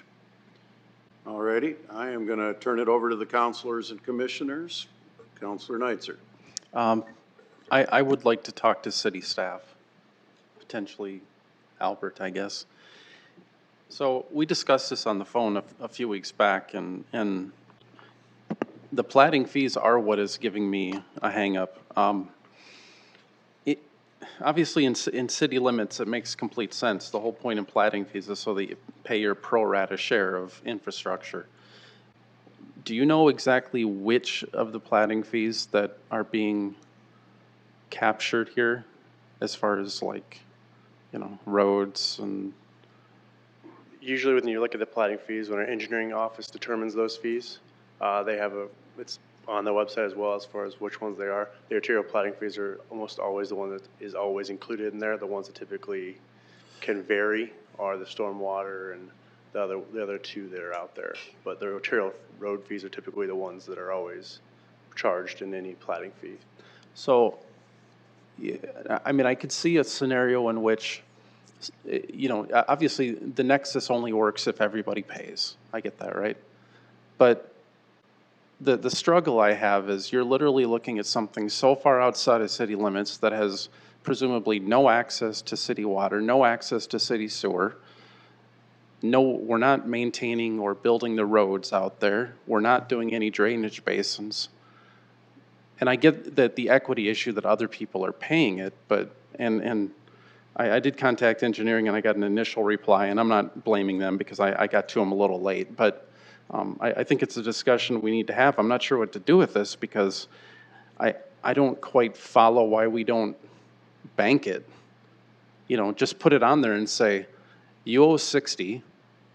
Someday, if you want to connect to any of our infrastructure or you want to annex, you're going to pay it. And until then, you can't come in. But what service are they getting? I mean, so, I mean, I guess I'm just having trouble grasping. Are they paying for a road that maybe will build an arterial there in 30 years? I'm kind of going in circles on this. Sure. So the arguments that I've heard on this side of it, you vary on with the arterial plating fee you're paying for. You're only paying once at the plating fee for that use you're using forever. So you're paying for that future road improvement, which eventually we're going to get out here and build that road. But also you're paying for the other improvements we're making to the arterial street network to get to this point. Without any of our network to get to this point, you're going to have less people out there accessing and using that system. Most of the people who are accessing this are going to use Sioux Falls Road at some point in there, and those funds are also going to help build those arterial roads. I can't say if that's the definitive answer you're looking for, but that's as far as the planning office can help you out with that. Yeah, and I wish engineering were here to explain it, but I get it, that's a little ephemeral. I mean, somebody could come out from Minnesota on I-90 and get off at the exit and never enter Sioux Falls. So, I don't know, other people have had to pay it, but I'm not sure whether the answer here is to deny it, or I don't know. I'm looking for other input. I'm really struggling on this one. Commissioner Barth? Thanks for coming up. I just have a question. Being in the meeting, the joint meeting on planning and zoning, wasn't it a higher number than 60,000 that you suggested? I don't know what that number is, hasn't been calculated. I can tell you that previous years' ones, like the one on the west side, they did a total of about $87,000 for their specific one, but that was 3.21 acres. And so I haven't seen it. We haven't had one come through to actually calculate that in our engineering office, so I don't know the exact number. I apologize. Thank you. Mr. Chairman, I do have another comment, I guess, which is, and thank you. To have two Scots speak is kind of interesting. But on the road issue, don't we have federal money? Don't we have state money? And isn't it planned to be completely rebuilt from Jim Sweet Memorial Highway all the way to the gate of the cemetery? Isn't that a plan? Yes, in fact, the county's worked hard with the state legislature, and we have money appropriated and some private funds too coming in to pave that road all the way. And in fact, I was going to ask Mr. Childress if he'd come up. Tyler? Question for you.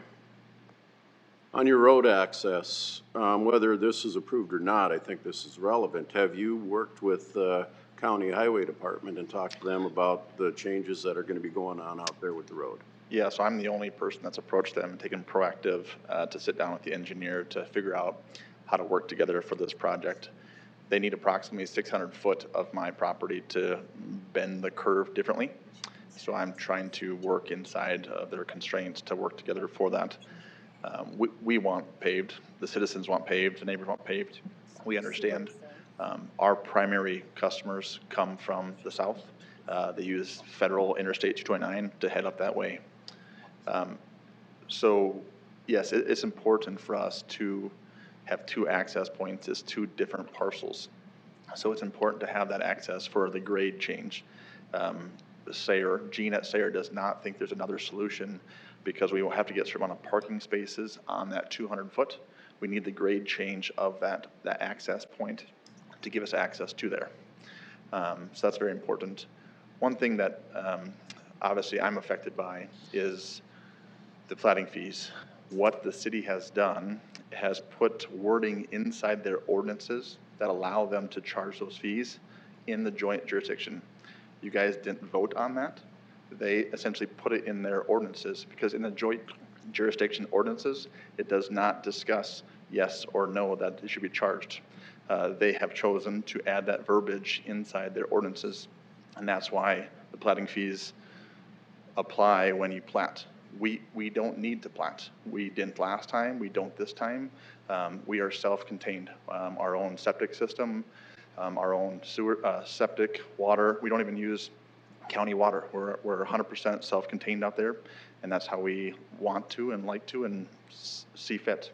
And that's the same thing that we'll have on this new property as well. So, but that's why the confusion is, because the city says yes, they're following their ordinances, but in the joint ordinances, it doesn't say that. So I think it's a later discussion down the road. Please don't hold this project up for that reason, but that's something to think about in the future is to figure out how you guys want to handle that. And oftentimes, the point of contact for me has been Scott at the county. The city is charging the fee, but the county is doing the work. So I just want to make sure you understand that. Yes. Thank you for your comments, sir. Yes, this will be a state-funded road maintained by the county, just for the record. Thank you. Other questions or comments? Commissioner or Councilor Neitzer? If I could, for the applicant, I just thinking out loud as I'm thinking about potential options, how time sensitive is this to you? If it was to be deferred for a month or two, is that an issue for you? I do believe it is, with the cost of wood and there's a current market on wood. It would cost me a boatload of money to wait if we see a market change on the wood price and steel price. We already have access. We're already turning down clients. I think there's a need for this, and that would help increase tax revenue for both sides of the game. We obviously have a liquor license, and that again increases the revenue for the city, the county. So I do see it as an immediate need. We already are doing it, and we're turning down clients hundreds a year. Councilor Brecky?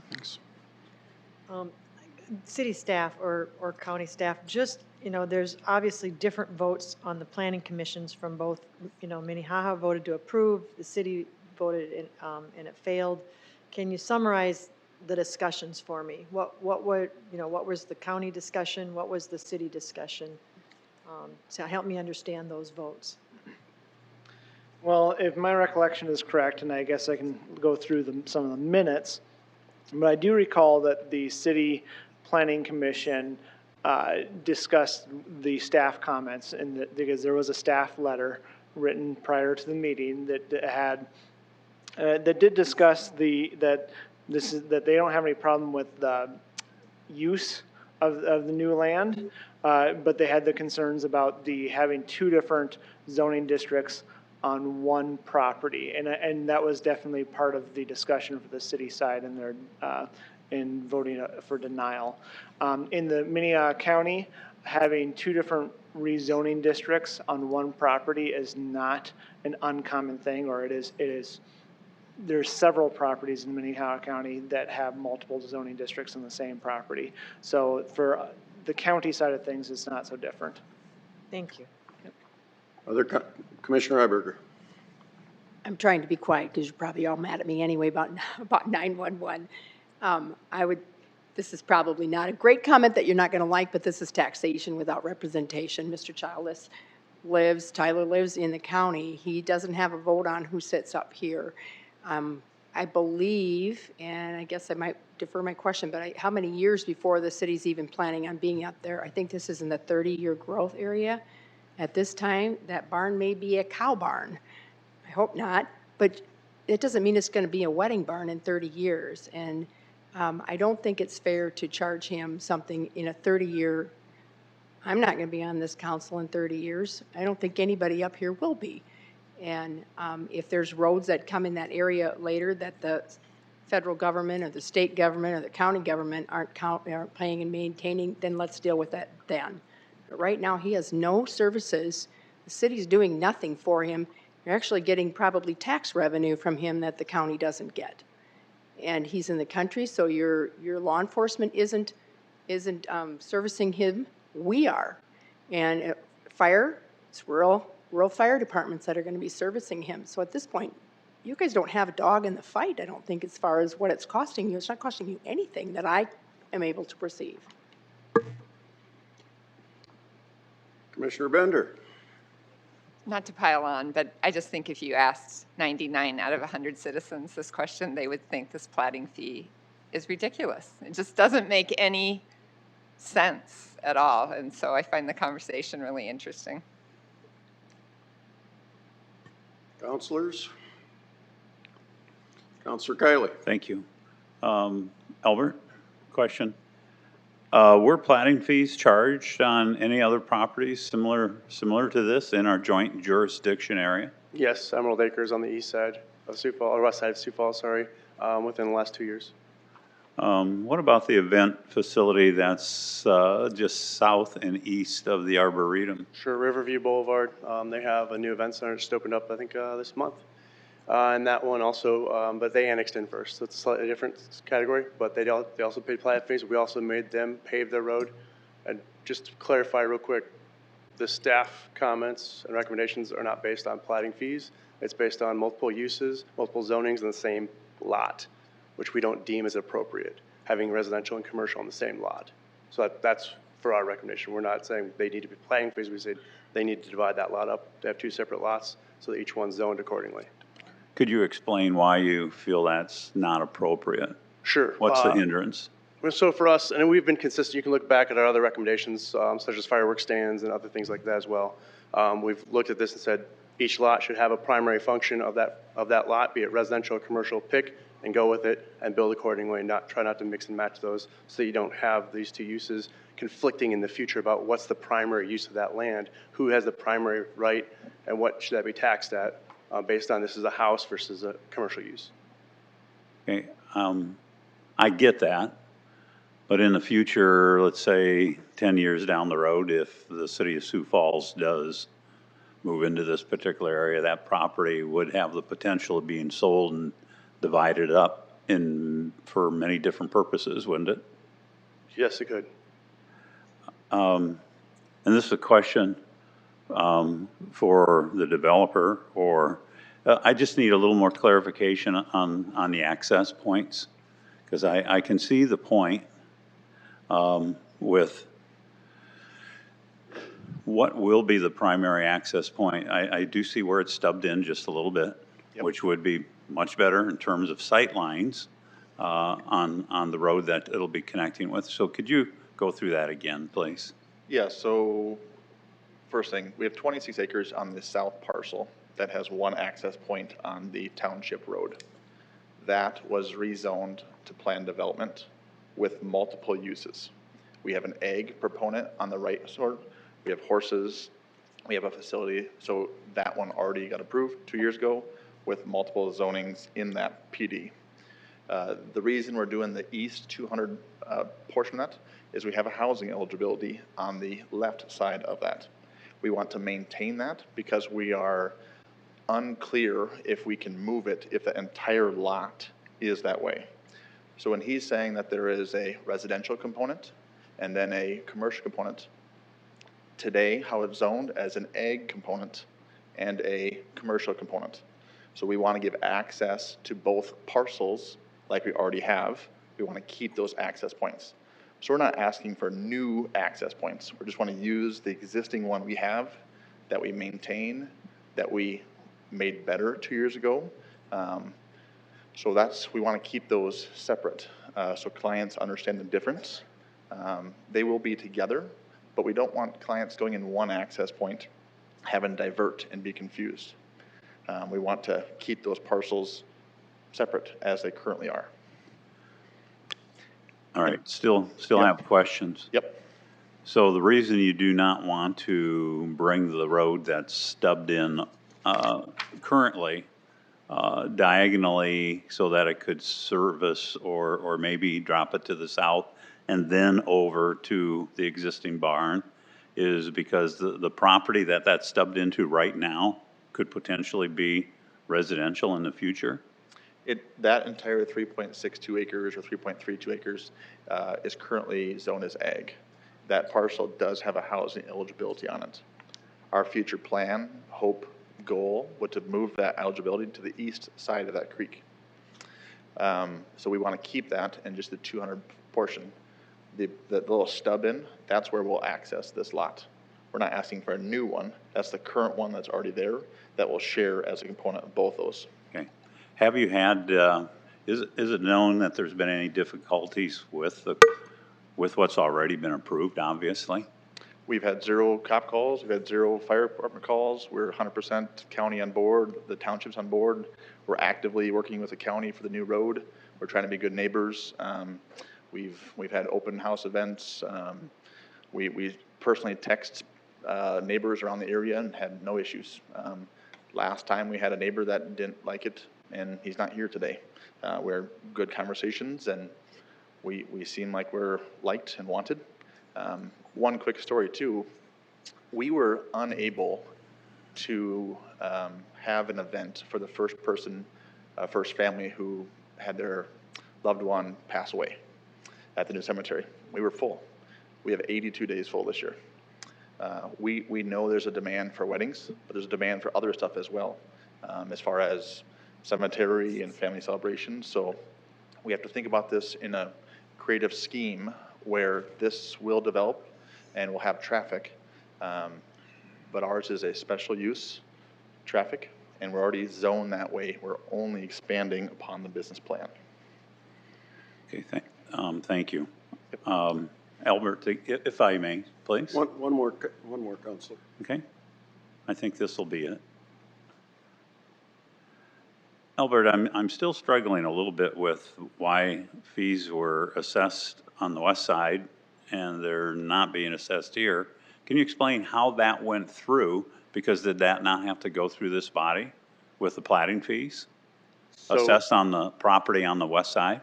So typically when we do these, we've done a rezoning and then they go through and then they'll do a plat on the area that they rezone out oftentimes, or they'll plat first and then rezone those areas. So depending on how they go, that's the way they could go.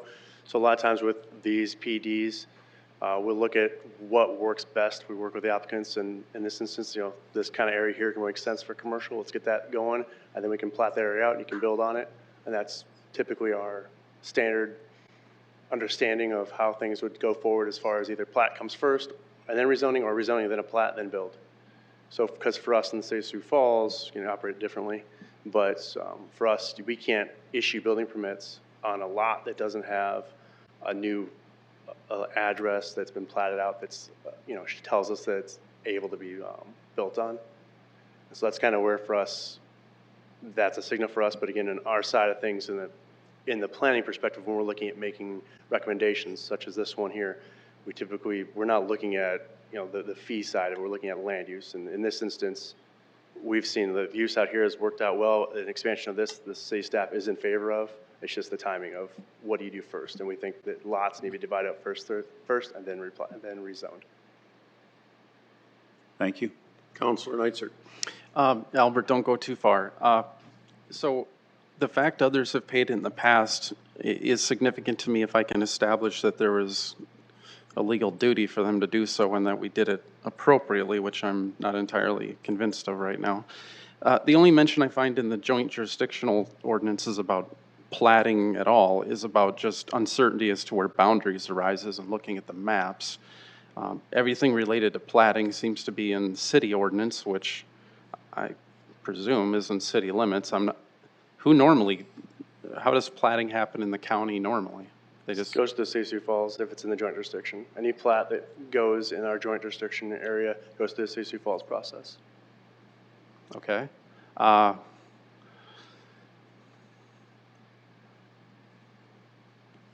What zoning district is this particular? Currently, right now, I believe it's A1. A1? Yes, sir. Is it going to, that's what it would stay under this? It's just conditional use? Or is this sort of? Sorry, this is a rezoning to the PUD for commercial use. Okay. And that's the county zoning district? The PD is the joint jurisdiction zoning district. Okay. Well, I mean, another interesting part is I look at our platting thing and it shows a chart of different zoning districts and I don't see any county districts. So, I mean, that may be significant. Well, I guess the last thing for you, and then I have a question for our attorney, is you did mention that it isn't necessarily so much that they're not paying platting fees, but that they would have 2 zoning districts. But isn't it true that you would have to plat? Because we don't want to have 2 zoning districts in one platted parcel, right? Yes, correct. So even though you're saying that the issue is having 2 zoning districts, the only way that they can fix that is they have to plat. Correct. Okay, so I mean, one way or another, we're ending up with this platting discussion. So it's not just the zoning. I mean, they have to plat to get 2 different zoning districts. Correct. Okay, thank you. Question for the city attorney. Is Stacy? There he is. Okay, just want to make sure the city attorney was here. I guess question. What legal authority would you point to? What considerations would you offer to us, or what options would we potentially have? I mean, I think maybe to clear this up, whether the applicant wants to or not, I would consider a deferral because I think there's some questions to be answered.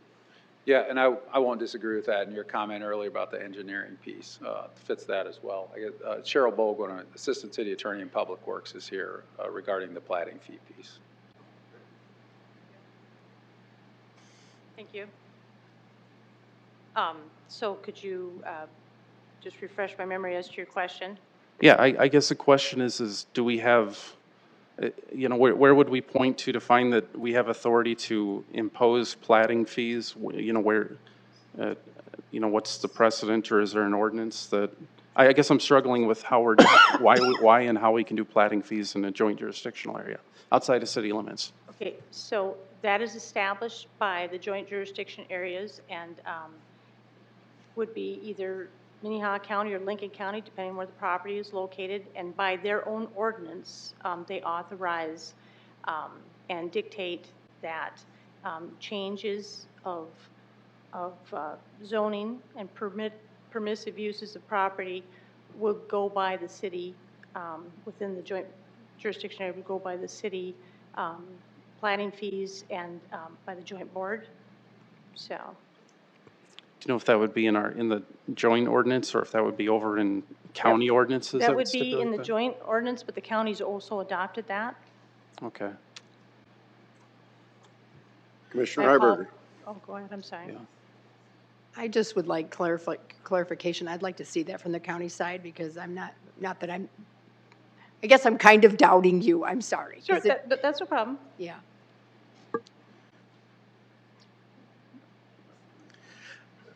Mr. Chairman, I guess I would say that if it applies in our joint jurisdiction, we could always do away with joint zoning, couldn't we?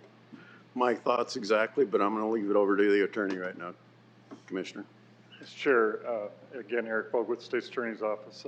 Not to have a battle of spousal attorneys here, but yes, it is part of the county-city joint jurisdictional agreement that those plating fees are part of the plating that is required in that joint jurisdictional area. It has been historically applied and has been applied in similar circumstances in the past. Commissioner Karski? Commissioner So Bender. to follow up, we have a difference, it sounds like, about whether city doesn't allow 2 uses in one piece of property, the county does allow 2 uses in one type of property, so who wins in that issue? I'm sorry, I didn't mean to cut off your question. No, go ahead. So as you heard from the city planning staff, there's actually 2 different issues at play here. Again, not trying to change the county's opinion on anything, but as far as the 2 uses, 2 zoning classifications versus the plating fee issue, those are somewhat different, related but different issues. So, and again, as we have dealt on the county side just recently with both marijuana and alcohol, there are issues that change as you approximate the distance between the municipalities versus more rural areas of the county. So as you get nearer the cities, you have different rules you have agreed that you will follow versus through those joint jurisdictional agreements. I'm not sure I'm quite answered your question. Just to clear, so does that apply? I think that's what the commissioner was asking. Does that apply to the multiple zoning districts? It does, in the sense that the plating is not approved by both jurisdictions unless all the appropriate boxes have been checked and past precedences have been followed. So. All righty. If any of you are like me, I truly despise joint jurisdictional zoning issues. And my view is it's up to this body to do the right thing. I mean, we do have conflicts between maybe interpretations, but I think what's right is right. And it's up to us to make a decision. If it does go against an ordinance, we either need to fix it as a group or just send it back to the people that need to fix it. But that's why we're here, is to make these decisions. So any other comments? Councilor Neitzer. Not to belabor it, but it does say, so it says the arterial street plating fee, that's one of them, shall be paid prior to approval of any plat or replat. Okay, fine. So it's a shall on that. But I guess I wish, not that I don't trust them, but I wish the attorneys could point me to an actual something in ordinance that says that the city has plating jurisdiction or something. So. Okay. So I've done a lot of research, obviously, because it personally affects me and my family. I just want to be clear, the previous one that we already have, 26 acres, that has multiple uses already in it. The precedent was set by that. There is no planned development or PD or PUD fee structure There's a commercial fee structure in the city, and there's lots of lists of other ones. There is not a PD or PUD fee structure. So that's what we're doing today, is rezoning, not just from what it currently is, we're going to a PD with multiple uses. For my research, again, because it personally affects me, the city has put wording inside the city ordinance that has given themselves jurisdiction to charge those fees outside of that. I went down and talked to Albert. Albert showed me where the code is. It says that. In the joint jurisdiction ordinances, there is nothing to mention. I read verbatim, word for word, all the way down that. So we are in the joint jurisdiction. All we're doing today is asking for the rezone, which the cities improve of, the counties improve of. If we need to plat, then we worry about that at that time. I may or may not need to plat. All I'm asking for is the use for today's meeting. So rezoning just the use. My understanding is they can't, Scott was saying that he's never seen it done before where they can mandate or put a conditional use that they have to plat in order to get the zoning. So this property is perfect for this, and I just don't want to make this conversation that needs to be fixed by government later to hold up an individual trying to expand in this process. Thank you, sir. Mr. Chairman. Councilor Neitzer? Sorry, one more. This was from the city clerk. It looks like potentially SDCL 11-626 subdivisions outside municipality. Municipal corporate limits not approved, blah, blah, blah. So that does go into it, but there's some may and it's lengthy, so that may be where this authority is coming from. But I still, just the common sense issue, I think we need to go back and revisit this. Is it appropriate to be charging platting fees on something that may come into city limits at some point in decades from now? So, Commissioner Barth? Thank you, Mr. Chairman. You know, bureaucrats have their job to do, and our job is to be the filter between the citizen and the bureaucrats. And sometimes, just like, you know, speeding ticket, you may dismiss it. And I remember former Commissioner, now Judge John Peckus said, "Don't let the law stand in the way of justice." And so in this case, I would say that don't let the possible ordinance stand in the way of doing the right thing, and reaching out into the county and taking people's money who can't even vote for any of you at this table is not the right thing to do. And I would like to call the question. So we call the question, so looking for a motion. From the city side, I'd like to defer this item. It's already, the question's been called, so as a parliamentary procedure, I believe we have to. I just want to make that clear before we go much further. I have a point of order, Mr. Chair. You can't I'm gonna ask call my the question parliament- without excuse me, I'm voting gonna on ask it. my You're parliamentarian. taking away my rights. Sure, the question. Call the question was brought up to the chair, so does that obligate me to look for a motion? No, if the question's been called, it's just a question or a request to the chair to end debate at this time, so. So we don't have to move to the motion? No, so you're free to take whichever motion to take action at this time. Okay. Okay, Councilor Kiley? Well, again, I do believe that once it is called a question, that there is discussion that follows, and I would like to state again that on my part, I would rather see this deferred. I know which way I'd like to see it go, but at the same time, I'm one for consistency and following ordinances, and not just following the ones that I'd like to versus the others. So that's the reason why, for me, I need more clarity, and I'd like to see this deferred. Other comments?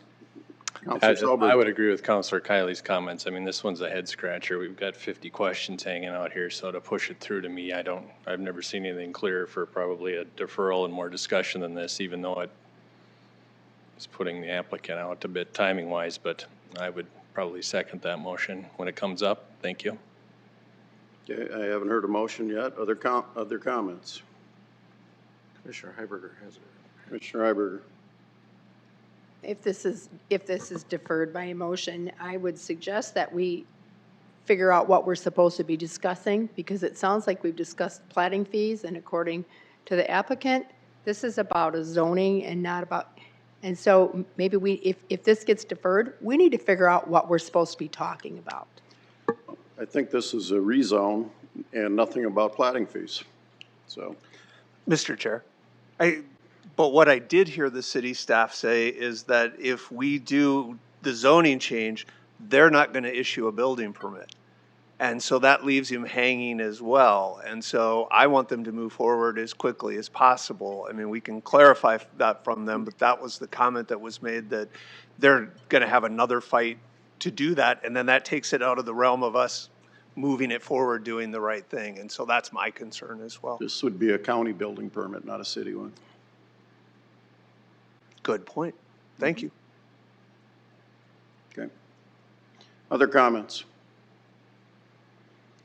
I would move to defer to the fourth Tuesday at our regularly scheduled joint meeting in September. We'll turn this over to Councilor Sale as the chair of the city. You have a motion from the city side. Motion to defer and a second. Discussion among the council. Rick Kiley. That date would be September 28th, 2021. All those in favor of deferment? Councilmember Sale, Nope. Starr, Yes. Brecky, No. Jensen, No. Kylie, Yes. Nitzert, No.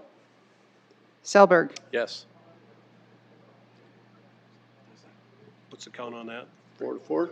4-3, so it fails. The deferral That fails. motion to defer fails, 4-3. All righty. Look for a motion, either county or city. Make a motion to approve on the county side. Second. Motion and a second. Call the roll. Benega? Aye. Heiberger? Aye. Barth? Aye. Bender? Aye. Karski? Aye. Motion carries for the county. I have a motion from the city side, Move to approve, Brecky. Second, Nitzert. from Councilor Brecky, second from Councilor Nitzert to approve. Roll call, please. Councilmember Sale, Yes. Starr, Yes. Brecky, Yes. Jensen, Yes. Kylie, Yes. Nitzert, Yes. Selberg. Yes. That motion's approved on the city side. All righty. Thank you, everybody. Interesting discussion, and I think there's some cleanup that has to be done between the county and the city, but we're going to move now into public input. Is there anybody here that would like to address this body? You have 5 minutes. Scott Erisman, Sioux Falls. Even though you passed this, which was good, an interesting point is I think that the other two properties they were talking about were annexed into the city, and that's why a plating fee was paid. I think from my research is what I could see is that they were annexed into the city, and that's why they paid the plating fee. This is not in the city limits. So your deferral was kind of like whatever. Anyway, I'm glad I have both parties here. It's too bad the leader of our city had to leave early so he could hear this. But I think it's time that the county, the city, and the school board all sit together and vote on TIFs together. I think it's egregious that the city has the power to give out $200 million in TIFs this year, almost $200 million, it's about $194 million. Some of it was a slush fund. Some of it was for 2 more parking ramps we don't need. And the county has no say in it, and the school has no say in it.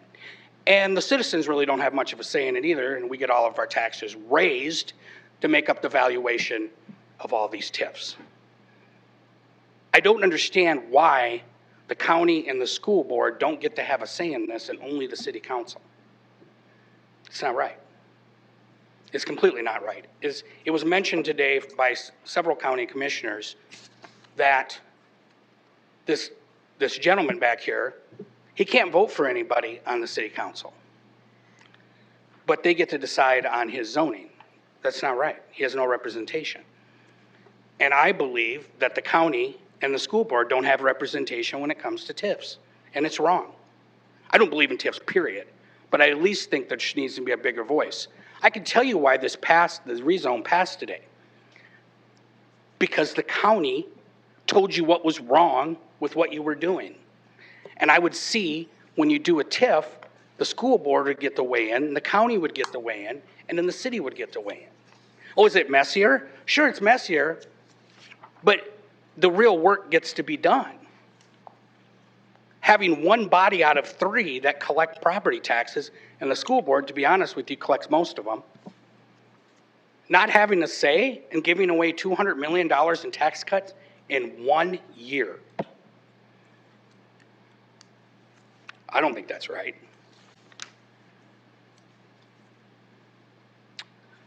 But we saw a little fight over a wedding barn tonight. You can about imagine what the fight would be over TIFs. I'd probably have a brawl. You probably have to put a ring around here to have a brawl. Anyway, my second thing is, and I think that's good that the county hears about this, is we have a serious, serious problem with panhandling. And I have addressed the city council on this on several occasions and have heard nothing. Now, I've even said to them, maybe you're doing something behind the scenes. I don't know. If you are, you're doing it like you formed the medical marijuana ordinance behind closed doors. There was a suspicious sign that showed up for a day in my neighborhood. It said, don't give to panhandlers, give to charity. Nobody knew where the sign came from. It was sitting on city property on 14th and Cliff in the park. Sat there for 1 day, 24 hours, and disappeared. Never heard why it was there, what's going on. Apparently this was somebody's solution to panhandling, electronic sign that no one took claim for. I know they have First Amendment rights to ask for money, but I can tell you in being my neighborhood, they are violating several laws. The motorists are violating several laws by handing the money out the window. They could be ticketed. I understand homeless people aren't going to pay a violation. I'm not stupid. But there's several motorists that are doing it, and you need to crack down on the motorists that are giving the money. And this is how you stop the problem.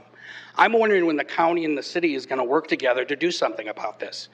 I've talked to several friends, and we're going to rent a van, and we're going to pick up the panhandlers, and we're going to start dropping them off in your neighborhoods and let them sit in your neighborhoods for a full day and panhandle.